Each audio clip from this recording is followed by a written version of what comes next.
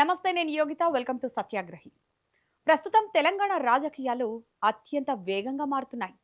ముఖ్యంగా అధికార కాంగ్రెస్ పార్టీలో అంతర్గతంగా జరుగుతున్న పరిణామాలు ఇప్పుడు రాష్ట్ర వ్యాప్తంగా సంచలనం రేపుతున్నాయి. ఎప్పుడెప్పుడా అని ఎదురు చూస్తున్న మంత్రివర్గ విస్తరణకు ముహూర్తం ఖరారైనట్లే కనిపిస్తోంది.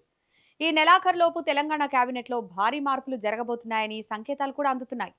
అయితే ఈ విస్తరణ కొత్త వారికి అవకాశం ఇవ్వడం కోసం మాత్రమేనా, లేక ముఖ్యమంత్రి రేవంత్ రెడ్డి పవర్ కు బ్రేకులు వేయడానికా? ఢిల్లీ కాంగ్రెస్ పెద్దలు రేవంత్ రెడ్డికి ఎలాంటి షాక్ ఇవ్వబోతున్నారు? దీనిపై ఈ రోజు అనాలిసిస్ చేద్దాం. వీడియోను ఎక్కడ స్కిప్ చేయకుండా చివరి వరకు చూడండి. మరిన్ని ఇంట్రెస్టింగ్ స్టోరీల కోసం మా ఛానల్ ని సబ్స్క్రైబ్ చేసుకోండి. ఇప్పుడు డీటెయిల్స్ లోకి వెళ్దాం. తెలంగాణలో కాంగ్రెస్ ప్రభుత్వం ఏర్పడినప్పటి నుంచి కేబినెట్ విస్తరణపై రకరకాల ఊహాగానాలు వినిపిస్తూనే ఉన్నాయి. చాలా కాలంగా ఖాళీగా ఉన్న మంత్రి పదవులను భర్తీ చేయాలని, సామాజిక సమీకరణాల ఆధారంగా కొత్త వారికి అవకాశం కల్పించాలని డిమాండ్లున్నాయి. అయితే తాజాగా వస్తున్న సమాచారం ప్రకారం ఈ నెలాఖరులోపు తెలంగాణ మంత్రివర్గ విస్తరణ దాదాపు ఖాయమైనట్లే కనిపిస్తోంది. కానీ ఈసారి జరగబోయే విస్తరణ కేవలం సాధారణ మార్పు కాదనేది కాంగ్రెస్ వర్గాల్లో వినిపిస్తున్న వాదన. ఇది ముఖ్యమంత్రి రేవంత్ రెడ్డికి ఒక పెద్ద పొలిటికల్ షాక్ ఇవ్వబోతోందని కాంగ్రెస్ అంతర్గత వర్గాల ద్వారా తెలుస్తోంది. ఇప్పటి వరకు ప్రభుత్వంలో, పార్టీలో రేవంత్ రెడ్డి ఏకపక్ష నిర్ణయాలు తీసుకున్నారని భావిస్తున్న ఆ పార్టీ అధిష్టానం దీనిపై తీవ్ర అసంతృప్తితో ఉన్నట్టు తెలుస్తోంది. కాంగ్రెస్ పార్టీ సాంప్రదాయం ప్రకారం ఏ నిర్ణయమైనా అందరితో చర్చించి హైకమాండ్ ఆమోదంతో తీసుకోవాల్సి ఉంటుంది. కానీ తెలంగాణలో రేవంత్ రెడ్డి శైలి ఇందుకు భిన్నంగా ఉందనే విమర్శలు మొదటి నుంచి ఉన్నాయి. పార్టీలోని సీనియర్ నేతలను సంప్రదించకుండా ఒంటెద్దు పోకడలతో రేవంత్ నిర్ణయాలు తీసుకుంటున్నారని, దీనివల్ల పార్టీ నష్టపోయే ప్రమాదం ఉందని కొంతమంది సీనియర్లు ఇప్పటికే ఢిల్లీకి ఫిర్యాదులు చేసినట్టు టాక్. ఈ పరిణామాలన్నింటినీ నిశితంగా పరిశీలించిన కాంగ్రెస్ హైకమాండ్ రేవంత్ రెడ్డి అధికారాలకు కొంత కోత విధించాలని గట్టిగా నిర్ణయించుకున్నట్టు తెలుస్తోంది. రేవంత్ ఏకపక్ష ధోరణి ఇక నుంచి సాగదనే బలమైన హింట్ను ఈ కేబినెట్ విస్తరణ ద్వారా ఇవ్వబోతున్నారని గుసగుసలు వినిపిస్తున్నాయి. సీఎం స్థానంలో ఎవరున్నా అందరినీ కలుపుకుపోవాలనే సందేశాన్ని ఈ రూపంలో పంపించబోతోందంట అధిష్టానం. ప్రస్తుతం ముఖ్యమంత్రి రేవంత్ రెడ్డి కేవలం సీఎం పదవికే పరిమితం కాలేదు.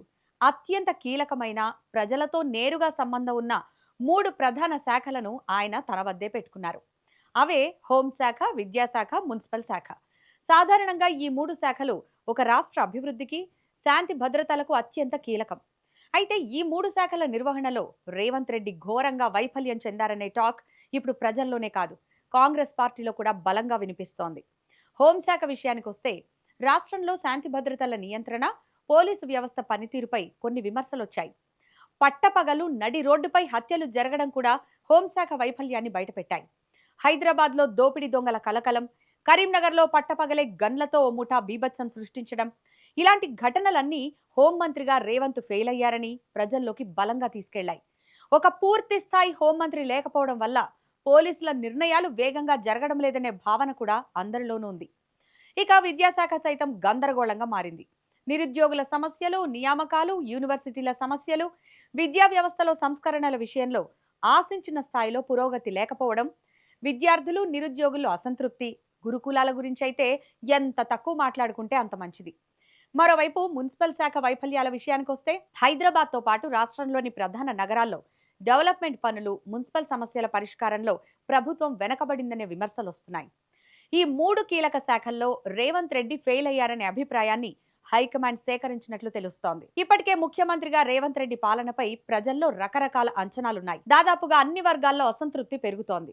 వీటన్నింటినీ గమనించిన పార్టీ హైకమాండ్ రేవంత్ రెడ్డి అధికార పరిమితిని తగ్గించాలని డిసైడ్ అయినట్టు తెలుస్తోంది. ఈ కేబినెట్ విస్తరణలో భాగంగా రేవంత్ రెడ్డి వద్ద ఉన్న హోంశాఖ, విద్యాశాఖ, మున్సిపల్ శాఖలను ఇతరులకు కేటాయించబోతున్నట్లు తెలుస్తోంది. సీనియర్ నేతలకు, పార్టీ కోసం మొదటి నుంచి కష్టపడుతున్న నూతన మంత్రులకు ఈ బాధ్యతలను అప్పగించే యోచనలో ఉన్నట్లు సమాచారం. తన వద్ద ఉన్న అత్యంత పవర్ఫుల్ శాఖలు చేజారిపోవడం రేవంత్ రెడ్డికి ఖచ్చితంగా ఒక పెద్ద ఎదురుదెబ్బే అవుతుంది. మొత్తానికి చూస్తే ఈ నెలాఖరులో జరగబోయే తెలంగాణ మంత్రివర్గ విస్తరణ రేవంత్ రెడ్డి రాజకీయ భవిష్యత్తుకు, ఆయన పాలనా శైలికి ఒక పెద్ద పరీక్షగా మారబోతోంది. అధిష్టానం తీసుకోబోయే ఈ కఠిన నిర్ణయాలతో తెలంగాణ కాంగ్రెస్ లో ఎలాంటి మార్పులు చోటు చేసుకోబోతున్నాయి, ఢిల్లీ పెద్దల వ్యూహం ఎలాంటి పరిణామాలకు దారితీయనుంది అన్నది వేచి చూడాల్సిందే.